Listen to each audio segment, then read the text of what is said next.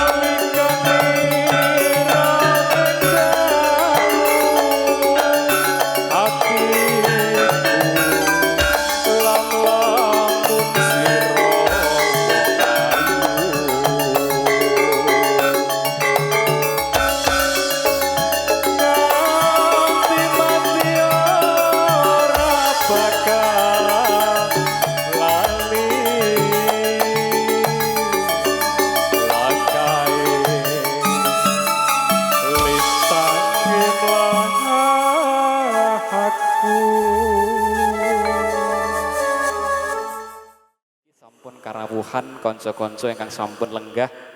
kakak-kakak vokal nggih wilujeng lelenggahan wilujeng rawuh samangke kula suwun paring lelipur dhumateng sanggening para tamu ugi para bapak ibu kanca-kanca sinoman menawi samangke badhe request lelagon napa badhe nyumbang swanten kula atur miyat saking pelenggahan saged duet kalian kakak-kakak yang sudah nderekaken makarya silakan untuk tetap diakoni wong Wenje Mas Buko Wenje niki seserengan kalian lang-lang buana nggih Mas Buko wijil saking babatan Trisono wah nek bagus-bagus niki dagangan sedanten Bu sampun siap nih nggih Mas Adip Santoso kalian Mas Rizky Gendut